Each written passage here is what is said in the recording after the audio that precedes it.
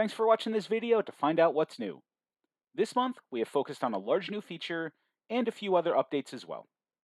First, your livestock measurements have been improved to gather much more information, including details about the animal's health and environment, with the ability to attach pictures and comments to them as well. The health and wellness assessments you make are summarized in a new wellness score, which provides a quick visual representation of the animal's overall health. Of course, with these updates come new reports and processes to help you ensure your livestock is healthy and living their best lives. Beyond these enhancements, we've also added a way for you to save time when importing new records and an activity log to help you track what happens on your farm every day. Let's go to the software and take a look. Let's dive right in and start looking at those enhancements to animal measurements. We'll choose measurements from this pig's record and then see 4 new tabs when we record a new measurement. We know that measuring key performance indicators on your animals goes beyond just height and weight, so while you can of course still take those physical measurements, now you can also rate their health and environment and include photos and additional details that you notice during the measurement. Under Health Assessment, you'll find 20 new data points to assess the animal. Each is rated on a scale of 1 to 5, from poor to excellent. You can select these individually or in bulk, or use a combination of both. Maybe in this case, our pig's health is excellent overall, but maybe we found an issue with their eyes and their appetite. These new fields can measure exterior characteristics like cleanliness, body condition overall, and specific areas of the animal, as well as internal measurements for heart, lungs, and more. You can also record more general characteristics for things like water consumption, stress level, and sociability. Moving to the Environment tab, you'll find 6 fields here to track things like air quality, cleanliness, moisture and temperature levels, and insect activity.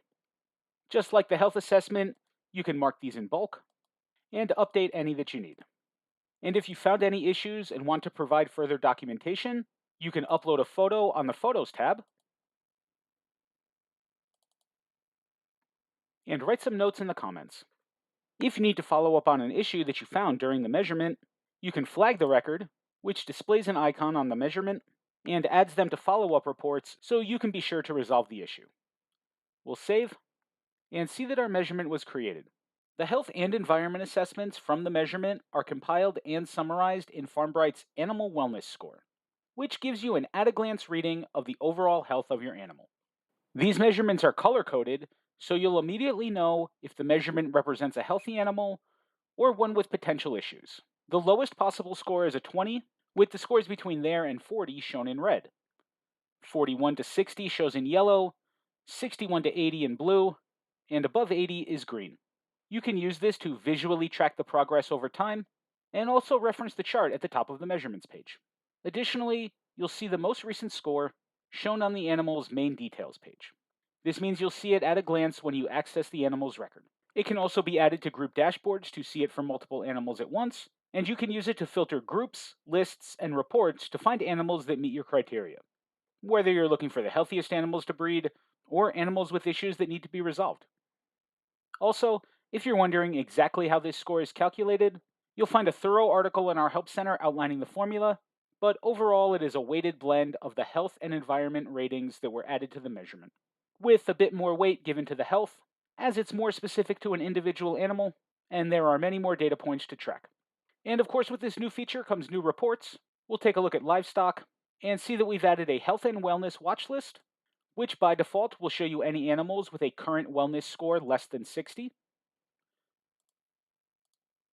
We've also created a wellness follow-up report, showing you any measurement records that were flagged for follow-up. Finally, you can also add the health, environment, and overall wellness score to custom reports. The next new feature that we'll take a look at is an improvement to importing records.